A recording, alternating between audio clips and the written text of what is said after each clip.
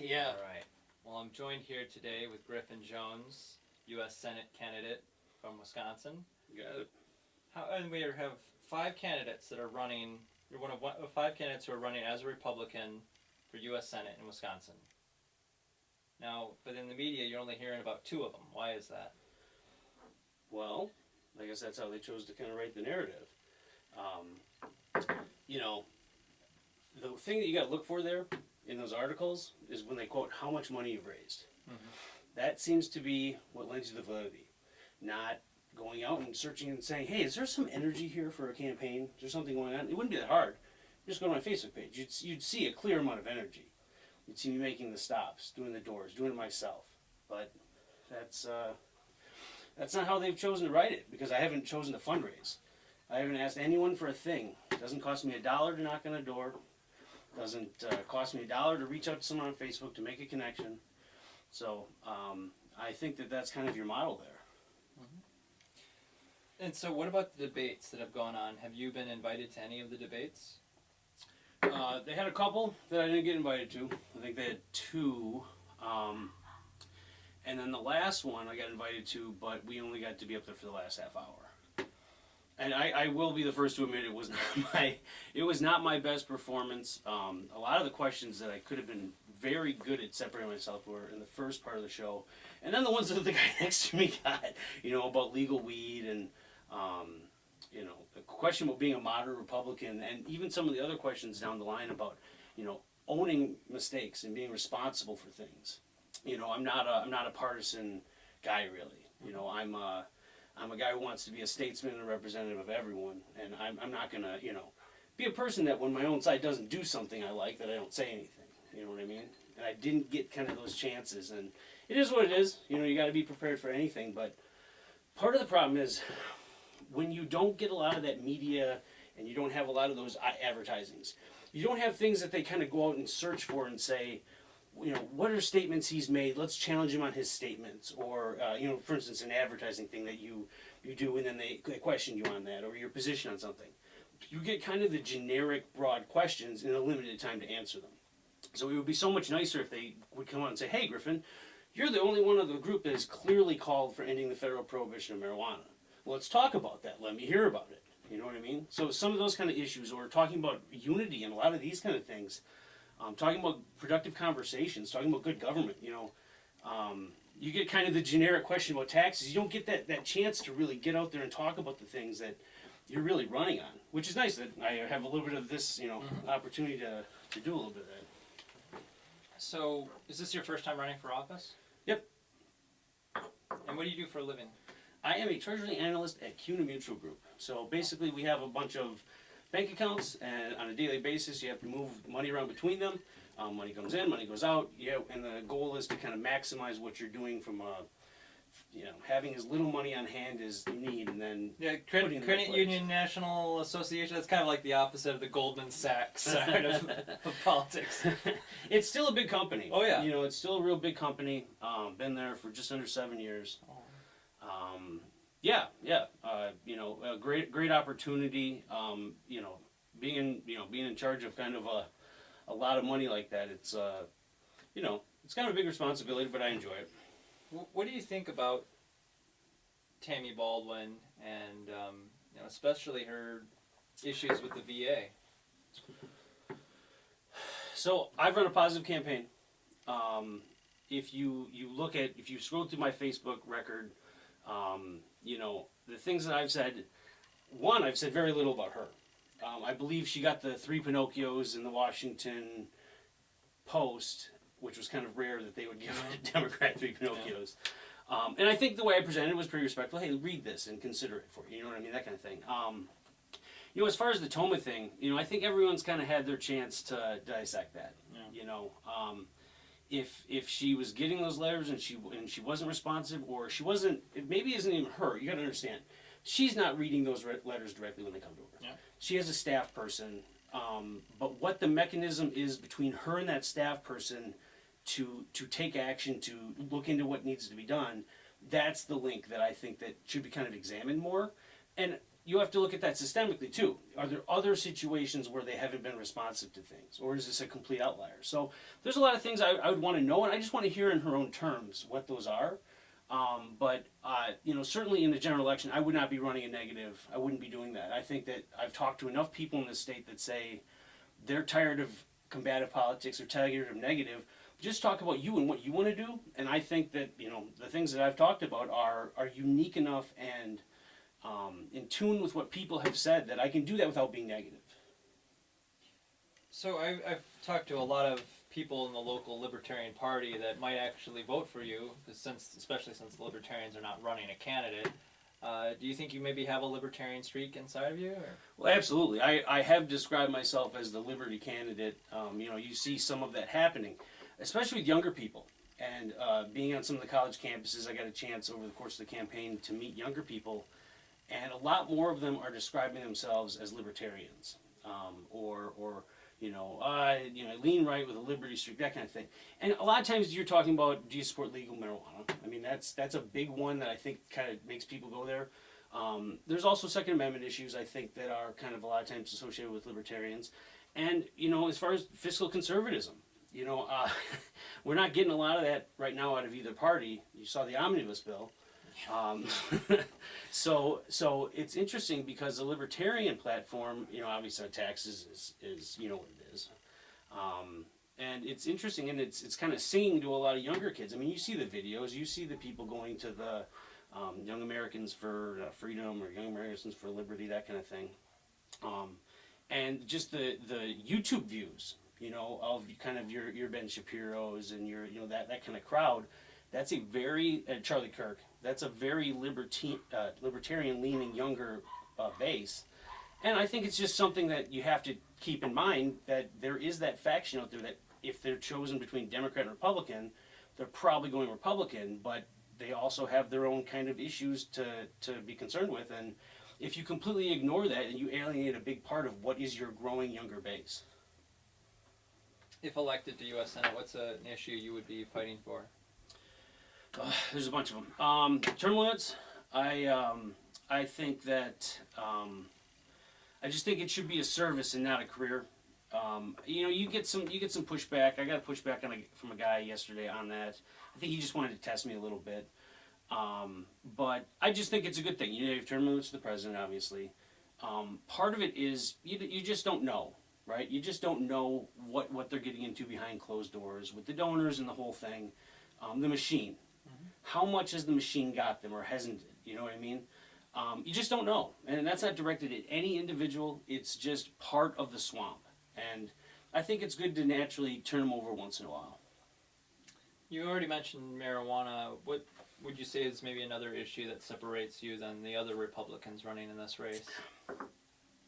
Sure. I mean, I think that it's a general idea. If you look at their advertising, it says, both of them say conservative Republican. I've said I am one of you.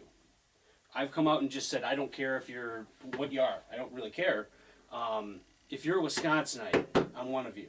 If you're an American, I'm one of you.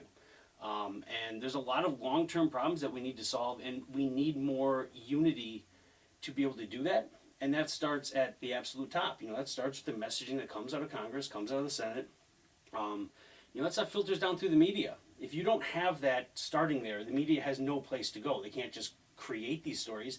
But when Senator XYZ is saying negative things about anything, it's pretty easy to kind of keep the narrative going. And I really think long term, you go out and talk to people. There are people that are far left and right, but there's a lot of people that just want a functioning society and a reasonably responsible government and security. And that's really where I think I come in differently, because I've run from day one a general election campaign. I have gone to doors and had Democrats answer the door, and I turn them into believing in what I have to say, even if they are a Democrat. And again, I don't know if they'll get out. They got my card. They got the date. We'll see if they do. But I think that's a big one. What do you think about the fact that we have these partisan primaries where, if, for instance, somebody wanted to vote for one of the 8 Democratic candidates for governor, and they wanted to vote for you as a Republican for U.S. Senate, they can't vote for both. They have to vote only one party. So I've thought about that. Obviously, you know, there's people that are big, say Mike McCabe supporters that also want to vote for me, but you know, they'll make their decision. And excuse me. I wish you could. The complication, just logistically, not idealistically, but just kind of logistically, is then in a situation like now, you might have people go on there and vote in the Dem government. You know, well, I guess this time doesn't really work. But you could have a situation where everyone floods the ballot against someone, as opposed to, you know, truly representing kind of where you're at. But that's kind of the problem with party politics. Yeah. What do you think about ranked choice voting? That's a good question. I mean, I think there could be a lot of benefit to it, you know, especially if, you know, I mean, I think that we would definitely see that with the gubernatorial race as far as the Democrats go, but I mean, with your race as well, I can definitely see the pros of some sort of a ranked choice voting system. Sure. I think it'd be interesting if we did that to see how messages would change, right? So, how do you make yourself the second, if not the third, in that scenario? Yeah. That kind of thing. How do you cross, you know, kind of spectrum a little bit? You know, with me, you know, there's a handful of things that independents I've at least attempted to, you know, kind of work in. You know, pro-environment to a degree. I don't get deep into the climate thing, but I think that if we can commit to being good stewards to the earth, let's just start there and kind of figure it out from there. Obviously, the marijuana thing is a you know, percentage-wise is a pretty strong Democrat one. Criminal justice reform, you know, I think that you're kind of seeing that from all sides, and it's funny because that whole thing kind of got kicked up a few months ago, and there was an article out about Koch brothers pushing for prison reform or for criminal justice reform. And I posted like, hey, it's a good thing. There's, you know, seemingly, you know, energy on kind of both sides for this thing. I got torn apart because it was like, well, if the Koch brothers are on it, it's obviously evil. And I mean, it was so interesting to see how, like, some people don't want problems solved. They want it solved by their people. It's a very good point. I mean, even Jeremy Scahill has come out and said before that the Koch brothers are actually good on some issues, even from his, you know, more liberal progressive viewpoint. And I've seen it where I was surprised to learn that they actually are concerned about some issues people would be pretty surprised to find out about. Well, so what you get there is sort of the all or nothing, the black or white, the, you know, the I'm in this intersectional bubble or I'm in this one. I have to believe sort of everything here. I have to believe everything over here, and that's just rolled into it. That's a big one. You know, hating the Koch brothers is a big, you know, ideal on the left. It's pretty par for the course. You know, it seems like, and you know, then on the right you get varying degrees of opinion there. Some people work for them though, you know, and especially in Wisconsin. And I've talked to people. I've got a friend down in Belmont who works for him, and he's like, I've got really good benefits. I mean, I've got a pretty good life, sort of thing. So, right. So part of that would be if I said, let's T-chart this. Let's say goods and bads, right? But to some people, it's so resolute what's good and bad, and you carry that into something new that we saw in the last couple of days. And I didn't get to follow it closely because I was at the show, but the Portland Antifa thing. Some comments I saw, you know, you kind of have this idea that you got a couple of groups that want to fight each other, right? Exactly. Right. But the idea that one of them is kind of inherently better than the other one, you know, not in any way. You know, I don't know what this group stands for. That was kind of the, you know, the Patriot group or whatever it was. Yeah. I haven't looked into them to the point to be able to articulate that completely, but just the idea that you got just blanket concept. You got two groups out in civil society wanting to fight each other. Yeah. And it's kind of like, well, the one group kind of never gets that any kind of speculation. Like, well, maybe they're not good people either, and it's really weird that that's how divided things can be of how what's good and evil. That somehow, since the other side's, you know, kind of associated with white supremacy, I gather, that they're just inherently bad. But and everyone maybe would agree that they're bad. Yeah. That's the thing. Most conservatives, the KKK is extremely small. Most conservatives agree that a lot of that type of thing is bad, right? But the other side, somehow, since they're sort of like, left versus right associated in someone's narrative, that side never gets questioned for being bad. I just don't get it. I mean, can't we just call all of them bad? Can't we just say that everyone that's out in society causing unrest and fighting in the streets is probably... Especially with these cases we see out on the West Coast. Like, I talked about it earlier this year, or was it last year, but Berkeley. I mean, what happened in Berkeley, where you had two groups of people, one coming with shields and bats, and the other group coming with, like, M80s and explosives and bottles they were throwing, and I said, what about just the regular people walking down the street who live in that city, and you've got all these people who came there for a fight, it's... What do you do about the extremes of you got your Antifa people, and then you do have these racist alt-right people on one side, and there's it seems like there is some hypocrisy of who defends who. I think it's one of those things that you just have to look at how many of these people there actually are, right? And you look at that as compared. So I'm a statistics guy. Yeah. You look at that against the total population. Yeah. And then then let's continue that. Let's take that against the entire population, but also people that aren't part of that group that approve of that, right? So let's make that Venn diagram. It's not a lot of people. So let's all join together and say that's wrong. Let's join together and say that's wrong. Let's have a civil society and let's have discussions, right? But also that you do have to say, even if it's protest you hate, even if it's something you really hate, right? Let people assemble, let them do their thing, and then let them go home. But they're as long as they're not breaking stuff or they're not that kind of thing, people should have the right to assemble and the right to have their voices heard. But the interesting argument that we're coming up to that I don't think we ever had to deal with in the past is the idea that me shouting over the top of you and preventing you from speaking is my free speech. It's an interesting issue because you, on one hand, you are speaking. It's your right to speak and your right to shout, and I guess you're right, I guess within reason. But then that's blocking someone else out, right? Mm-hmm. Now, I guess there's a little bit of a difference if you're like physically preventing somebody from moving to a space to speak. I think that you have different lines there. But the idea that, just blanket statement, I can prevent you from speaking is my speech.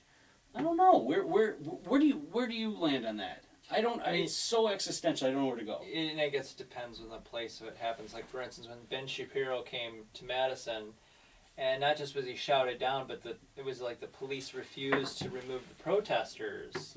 And I mean, being somebody who I think I've yelled at speakers before at that very campus. I'm sure you have. And pull out a sign or two. And it's kind of, 10 years ago, it was kind of known like, all right, bad person, person you perceive as bad comes and speaks, and you pull out a sign and you yell something, and then security ushers you out and you leave. Like a reasonable amount of heckling. Right? Yeah, reasonable amount of, like, it was like you I got heckled when I spoke at the Capitol at the gun rally. I got a heckler behind me. I kind of laughed and was surprised, and then I went back. Well, and that's a little different because it's that's public space, whereas even though a university's a public university, I remember and I actually kind of regret what I did. I protested Dinesh D'Souza. Really? On what grounds? First of all, I like the fact that you will admit to that. Yeah. Right? I mean... Well, what I regret is the fact that I didn't listen to hear his answer. I was just kind of a jerk where I asked him why he didn't support certain legislation, and he said he didn't support that legislation, and then I think I just called him some word, and then I walked out, and this was like 12 years ago or so, and right. But there's this thing like 10, 12 years ago, you'd go and you'd protest, and you'd get ushered out, and that was kind of a given. Now it's you can go and you can just continue to shout down any speaker, and I think what happened to Ben Shapiro is really terrible because at one point, one of the protesters literally pulled out a picture of a swastika and told Ben Shapiro he should be wearing a swastika, and there's this weird thing of calling Jewish conservatives Nazis these days, which is just Well, you see some of that, and in that situation, maybe it's not full on Saul Alinsky, but the kind of accusing people of what you're up to. There's a lot of that going on with the fascist and some of that stuff. the anti-fascists who hit people with bike locks. Right, we're fighting fascists by being fascists. Yeah, I mean, you could see the incidences where like people are being hit with bike locks for things as simple as filming. Like they might not even have an agenda; they're just there filming. They get hit with a bike lock, and Right. why is pacifism so unpopular in today's society? I mean, yeah, it's getting kind of violent, right? And To small groups, you know. small groups. But I just hope that there's nothing that happens that sets off a powder keg to make that a bigger group. Yeah. I don't know what that is. I don't know what gets you there. I could speculate, but I don't even want to throw it out there. Yeah. I don't even want to be on that. But yeah, I don't want it to get there. I wish that we could get people to sit down and to talk. But the problem is, you think about something like that, like a conversation. It's hard to get like people that are constructive, because those people that are like well versed enough to be constructive might have an agenda, right? Like typically you find your people that like go out to the meetings or spend a lot of time reading the stuff online. It's hard to kind of show up without an agenda. And I'm a person, like I said, one of my things that I've talked about is trying to like moderate conversations on the national stage, like go on CNN and have an event where tonight we're talking about this issue, and then people would present facts, and every fact would have to be verified beforehand. If you're going to quote a statistic or something historical, and there would be judges of whether or not they had been doing that fact. Anyways, I got this whole idea. But I think it would be good for people to kind of hear what the actual facts are and try to find people that are going to be able to contribute to that conversation in a way where they're being factual and not trying to push someone in a direction. Because you see some of that. I don't know if you're a Jordan Peterson fan at all. I'm well aware of him, and I, like many people, I'll listen to what he has to say, and he definitely makes points on certain things. I guess I'm weary of trusting almost any big known speaker, but I'm definitely I think he needs no matter what he has to say, he's not an evil person, and I think he needs to be part of the debate. I would say. I guess what I would say is just, I think some people don't give other people the credit of the ability to pick through something, right? So I think there's a lot of people that if I make a certain point about a speaker or an author or something like that, the assumption from some people is, oh, you really don't know how to pick through what he's saying and know kind of what's fact and what's opinion and what's maybe slightly hyperbolic, right? Like you kind of how can you really navigate through what someone's saying and feel the agenda out? And I just read so much content on both sides. I can pick out the words and the little snarky phrases and the whole bit, and the little extra piece of information help validate the point that way, right? And with him, I can do that too. And there's not a lot of it, but there is some to a degree when he gets slightly angry or he gets kind of like that. And I've watched a lot of his stuff. Yeah. But he's trying to bring a scientific opinion in there. He's a clinical psychologist. It's based on psychology. It's based on studies. It's based on the scientific method kind of thing. And so he pushes back on a lot of those things. And he gets in these interviews and people get combative and they try to twist his words, and then he'll say, well, there's no evidence to support that, from this. So he talks at a level that's kind of above the people that are interviewing a lot of the time, and it creates a weird dynamic. But I like the fact that he tries to at least come from kind of a classical, clinical psychology, actual scientific point of view.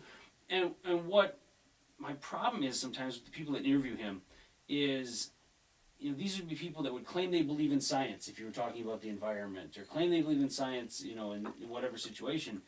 But he's coming from being, a Harvard, a University of Toronto, PhD speaker who's cited and, has books, and, he's pretty accomplished, right?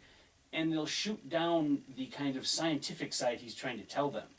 So it kind of terrifies me to a degree that someone who's, the expert, and I know experts have kind of different I don't know what the right word is there, but to kind of tell an expert that he doesn't know what he's talking about, sort of thing, it worries me, because then it's like, well, what is science then? Is science what you kind of want it to be? What is truth? What is whatever? You know, and are we going to get to the point where math is 1 + 1 = 3, right? Are we going to get to where is the absolute truth anymore? And if we're questioning the scientific method, do we got to go completely back to the drawing board, right? Like, where are we going from there? How do, it's like, can we maybe what we need to do is take a step away from politics and start asking some bigger philosophical questions, I guess, is Right. a big part of And, it. and philosophical questions are interesting because varying levels of socialization, civilization, urbanization is the word I'm looking for. You're gonna have different kind of ideas. Whose kind of job is it for us to survive? Sort of the collective us, or is it I live out 50 miles from anywhere, and it's my job to kind of maintain what I'm my survival. So it's very interesting, and as we've gone on, I guess that's kind of what sort of defines that postmodern that Jordan Peterson's always talking about. But it's interesting kind of debates, and then you also take a look at the state that our government is in with our deficit and a lot of those kind of things. Do we have the money to afford some of this stuff that seems like it seems like we have infinite size. It seems like we have infinite kind of wealth. Do we have the money to afford a lot of these things they're talking about? Doesn't it kind of seem like the Democrats want to invest money into, say, some tech companies, or they want to invest money into these companies, and the Republicans kind of want to invest money into these companies, where maybe it's not the role of government to invest into companies? Yeah, I just think that if what do I value out of the federal government? National security, military, I guess, is part of that, but there's domestic security, and then the ability to be prepared abroad, and defending my liberties, and a lot of that can be done with local government. The thing is, it's just gotten so big, and where are these powers enumerated in the Constitution for the size of the federal government now? I just think that a lot of things could be handled at the state level. I think they're going to be more efficient. I think they're going to be easier to manage from a geographic standpoint. How big is your state? How many people are there? Control your taxes at a more local level. I don't know. You're going to start you're going to start getting too excited with the libertarian stuff. Maybe more decisions being made through referendum instead of politicians, maybe. So there's been a lot of talk about that lately. I've seen a lot of chatter online about that lately. Is there any serious energy behind that concept, or have I just read a couple things in a row? Because I know that there's been some, like with the referendums, with putting marijuana on the ballot. I've seen some heated arguments about that. Is there ever any serious energy to do that, or is that just sort of just some people throw around? Maybe it's the symbiotic consciousness, because I hear it from different groups. I mean, the idea that decisions should be made on a local level. It's something that you might hear a Ron Paul supporter or somebody involved with Black Lives Matter. I mean, it seems like there are lots of different groups of people who want decisions made more locally. Right, and that's another one of the things that I've talked about that I would do is a lot more public polling, and I want to push for more of that. We have the connectivity through the internet. Let's do more public polling on legislature at the national level. If your state votes 70-30 for something, 30 4, and you still do it, well, that's going to be part of your record. I think you got to combine somehow more of the will of the people than just making the one decision to have one person represent 5 million people, right? Well, 2, but you know what I mean. I think that it would be a very good thing if we got a lot more formalized public polling, and including, I mean, I don't know, so I say this without knowing the relative costs, I guess, so that's a consideration, but we'll find some like college kids that need a internship, and I'll organize the whole thing. Anyways, but I just think it would be a good idea, especially when we have that modern technology that would allow us to do that. Let's get more of an education, one, to the people about what the issues they're voting on, and then 2, give them a better opportunity to kind of weigh in on it. I don't know. I know what people would say back to that. Would be that liberals vote more and those kind of things, and this and that. And I don't know. I don't know what the perfect solution is, but I like the idea. Last question, having talked to people in different parts of the state, would you agree that maybe that, like we were saying earlier about people in different areas wanting similar things, but do you think people out in the country and people in the city kind of both want the same thing of the government to just leave them alone and let them live their lives if they're not hurting anybody? So, I definitely think that you get a lot of that out in the country. Rural areas, smaller towns. You get more of that personal survival, personal, and and kind of the pride of work kind of thing. Not saying that doesn't happen in the city. I mean, I don't want to make. I'm not making that. I'm just saying that's kind of the message I get communicated outward, right? So there's a difference between kind of what you lead with, and even if you have inside you maybe don't say it like that. And in the city, I think that when you get more of kind of those liberal policies, kind of more that collective idea, because you're closer together. It seems easier to kind of source.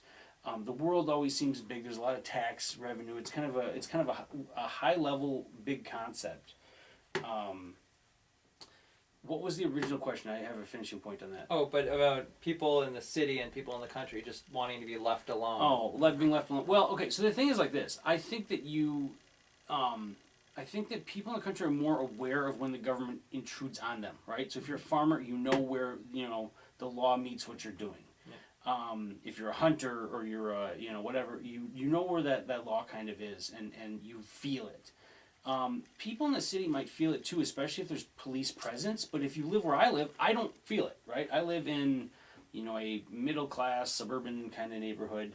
There's a police officer who maybe drives by once in a while. I don't feel a lot other than just being connected or close to people, but I put myself in that situation.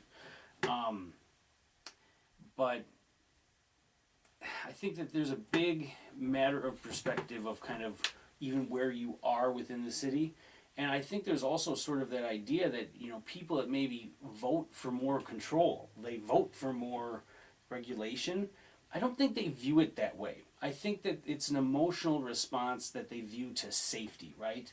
The more regulations, the less someone's going to be cheated, or we're going to be safer, or we're going to be healthier, something in that ballpark. And that kind of side of the brain sort of wins the day. You know what I mean? And I think that a lot of it has to do with, like I said, just kind of the proximity to people and sort of the assumption that, safety is more important than kind of freedom from other people. Like you and me. So we've met a couple times. We met at a function where I actually went to the Republican Party meeting to listen to the other side. That I don't necessarily agree with the Republicans on everything, and it was kind of funny because Governor Scott Walker showed up, and I ended up talking to Governor Scott Walker in the bar. And I was very nice to him. I even told him I'd been involved with the protests, and I told him, I don't agree with him on everything. But I told him, there needs to be civil debate, and we shook hands, and we actually had a meaningful conversation. And I mean, look at this. It's possible. Human beings can sit down and over whiskey or beer or coffee for that matter. And yeah, I drink a lot of coffee. And try to find the things we agree on. What a crazy concept, civil discussion. Right, and I think that sometimes even if there's common goals, it's how you go about them. And when I'm talking to people, it's like kind of like my speech at the gun rally. Was about stay off the Tide Pod memes, right? Right. So it'd be like they fired a lot of those Tide Pod memes at that David Hogg, and it just wasn't. It was people were loving it. They were all over the place. Yeah. It just doesn't advance the conversation. Yeah. If you think that they're pushing the kids out in front of the issue, if you think talking about kids voting at 16 is crazy, a meme's not going to win that day. Yeah. It's not going to get you over the top. And it's just I hate to be such a a Debbie Downer. I hate to be such a like that. But I visualize how do you get from point A to point B conversationally, and I don't see the road where that's thrown into the conversation and it helps, right? And people see it, and at this point, you kind of got to wonder, at this point, do you think that people are still Facebook friends with people that are really on the other side? Or do you think that everyone's just been a friend at this point? We're all in an echo chamber. I think there's a chance of that because you get once in a while someone will keep them, but people keep someone just so they can argue with them. Because you see the same people that it's like, why are you Facebook friends with them if you're going to argue with them about every point? And like when I used to have discussions, I had like the same handful of people that were on the right or the left to kind of come in and like stoke the fires and stuff. But I really wonder, like, is there a chance there's some people out there that are, chastising liberals, and there's absolutely no liberals reading that because they've all unfriended you by that point. It exists. There's someone out there that does that. Oh yeah, there's echo chambers on both sides. Well, absolutely. And the thing is that I want to go back to exploring some of that because I used to read a lot more of that, and then just over time, someone said something that offended me to the point where I was just like, I just don't want to read this stuff. And a lot of it's about, something that goes over the line, talking about killing the president, something like that. It's much more mainstream for people to say things like that than you would ever hope. I mean, didn't vote for Obama either time. Had policy disagreements, especially with Obamacare. I don't think I ever said a negative word about him publicly. I don't know that I can, other than just objectively about the policies with Obamacare and maybe a few others, I don't know that I ever made a negative statement about the man. And, the guy before got us into that war that I didn't think was, particularly necessary. I was abroad twice, and I defended him to the French guys that wanted to complain at me about Bush. You know what I mean? The guy before, I can still remember him saying, I did not have sex with that woman, or sexual relations with that woman. Miss And Lewinsky. I knew, I don't remember how old I was, but I knew in my gut that guy's lying to me. At that age, I knew that. But I still, you still support the president. And I'm going to keep on doing that. And if the next president is Elizabeth Warren, I'm going to do my best to either support or keep my mouth shut. And it's one of those things that, when you have the bitter fights, you just kind of don't you don't move things forward. If you found a way to kind of get along and everyone scratches each other's back, that used to be kind of the part of politics that you liked. But at least things moved. You know what I mean, kind of thing. And we'll see. I don't know if we're gonna have the blue wave or the red wall or what we're gonna have, or the porcupine with the yellow porcupine. I don't know what we're gonna have. But it's gonna be fascinating. And then I can't wait. I cannot wait for the 2020 when they trot him out there, and those people think they're going to take on President Trump. First of all, just looking at the map, which one doesn't he carry? Maybe a couple of them, but does he lose so many of the ones that he lost before? With the economy going well, unless there's a big blunder there, right? I think people are almost numb to the nonsense now. And I think it's one of those things that, the tweets, the people don't like them, but it's not going to push them off voting for him again. Some people it might, but then there's also people that maybe didn't before that will be out against some of the policies on the other side. So it'll be interesting to see, one, who runs. Do we get that celebrity? Do we get Oprah to come trot out there? What do we get, right? So obviously you got the usual suspects. Warren's there. Booker's going to be there. It'll be fascinating to see what they say about each other. This is going to be just theater. Because they're going to be, they're going to be, obviously every presidential election is a desperation situation, right? But this is times 5 million, right? They want to get rid of him so bad. What do they pull out? Do they find a way to really push one person forward? Do they all, cannibalize each other on the way there?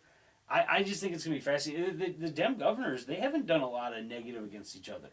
I thought eventually you'd get a little bit more of that. I mean, there's been a little, but not a lot. Yeah. Well, George Carlin said, when you're born into this world, you get tickets to the freak show, and when you're an American, you get front row seats. All right, Griffin Jones, thank you for joining. Thank you for having me. And how do people find out about your U.S. Senate race? Check me out at www.griffinjones4, the number 4, wi.com, or my personal Facebook profile, or my candidate page at Griffin Jones for U.S. Senate. All right. Well, thank you very much. Yeah, thank you.